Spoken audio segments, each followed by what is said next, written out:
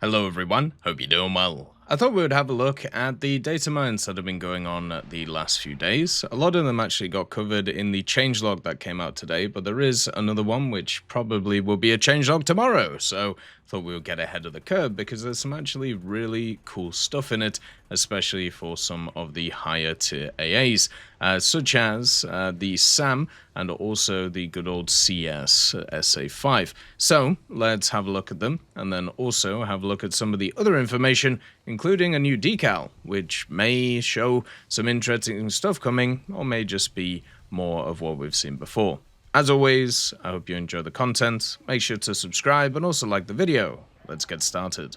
So the first part of the data mine is pretty interesting. It concerns the SAM-1C IR missile, and also that means it's the Type 81C and the TAM-SAM-Kai setup, basically the radar system along with the kind of launcher itself. What they added to it is a Mad Dog mode, which I don't think is something we've really seen before. They talked about adding it in the dev server. Maybe it made to live server. I might have been missing it, but I think it's actually kind of cool. So what is a Mad Dog mode? Basically, what it is where you fire a missile where it hasn't got any tracking attached to it. So you just let it loose, and then it kind of tracks stuff by itself after launch. So you can obviously do this with kind of active radar homing missiles. You could technically do this with IR missiles, so you don't necessarily need to lock something, it can lock something in midair. Now, why is this so important? Well, if it's for the IR missile on the SAM-1C, this is huge news to be able to deal with stuff like helicopters. Helicopters, for the longest time, have really low heat signatures. They also have a lot of modifications designed to basically lessen the effect of their heat. So IR missiles really struggle to actually lock onto them. So if you add a Mad Dog mode to something like the SAM, and then you can see it, near the enemy, but not as, far away as your launcher is, you could technically fire the missile into the air, and then it will find the lock afterwards and then hit the helicopter. This would be huge for IR missiles overall in ground, because one of the biggest issues they have is the fact that they can't lock onto helicopters. They just really struggle unless the helicopter is super close and basically within a very, very small range. So this would be awesome. I have also seen some of the videos of the DIRCM working on stuff like the Z10 and also the Mi-28. That stuff looks nuts. My guess is they're probably going to nerf that in some way, or they're going to do something about it, because basically it's just got a protective shield around it. It's like a droidica, for God's sake, from Star Wars. Just seems completely ridiculous. I would say, well, just to stop all missiles hitting it, or maybe they're just trying to make stuff like the CS actually have some use. Who knows?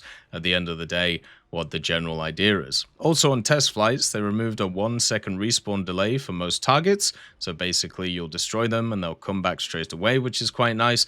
And then for the CSSA5, so this is the new Chinese SPAA at the highest echelons of the game, it's been struggling, let's be honest. Like all of these things which are not kind of the meta vehicles, I just don't understand why they're 12-0. Like the CSSA5, it has the same issues we talked about before. Against helicopters, it's basically worthless. And also at the same time, it just doesn't have the range to be able to lock onto stuff and take it out while also kind of surviving what's coming in. So for the FB10 and also the FB10A, the two missiles the CS gets access to, they added LOAL, IOG, and also DL to them. So data link, lock on after launch, and then of course IOG too. So this will hopefully make this missile better. Hopefully. So we'll have to see what kind of goes on. Also, with the M36B2 GMCs, so basically the M36s, they changed the engine sound to M10 from the M4A3.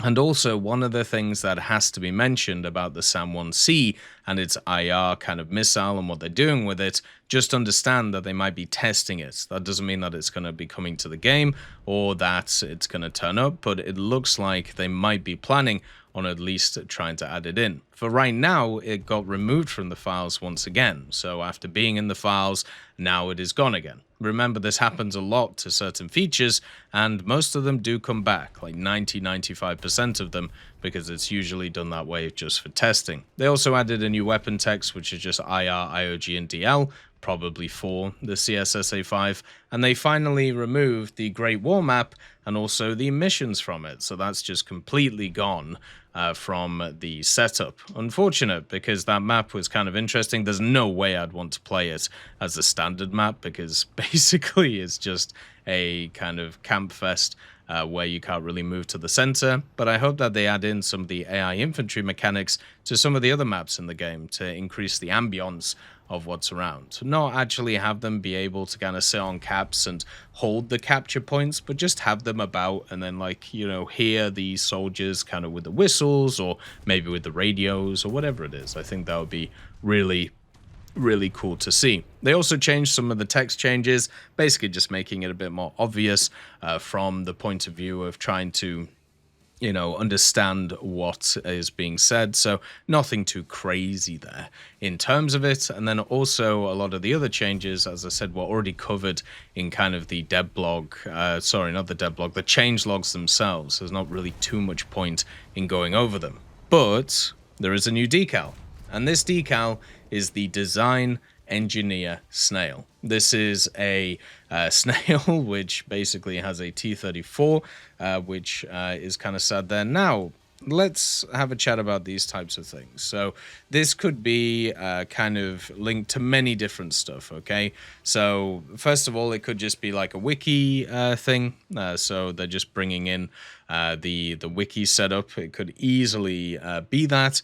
Then also it could be something to do with PlayStation, because there's been quite a lot of PS Plus stuff which is around there. It could be to do with Xbox as well, kind of like the one that we saw previously.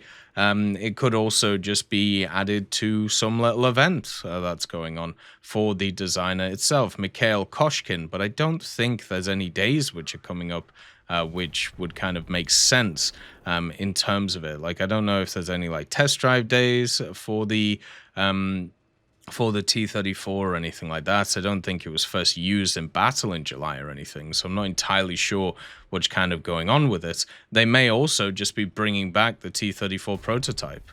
The T-34 prototype is a vehicle which was the first ever kind of vehicle added to the premium section for the ground forces. You had the German Sherman, Hermann as it's known, and then also the T-34 prototype. Both of these you would purchase in order to get access to the ground CBT. So maybe they're bringing that back in some way, and then you get this nice little decal with it, but I highly doubt it. Usually what they do with these types of vehicles is they basically, you know, they only sell them in a very small amount because it's a FOMO vehicle, which sucks. I very much despise it, which is why I never partake in those types of things. Same with like the thing on the Gaijin market with like the portraits and, you know, the decals and stuff. I find those business practices pretty abhorrent in terms of the way that it works, which leads us on to another thing, which is the crafting event, right? This very much looks like a kind of crafting event idea,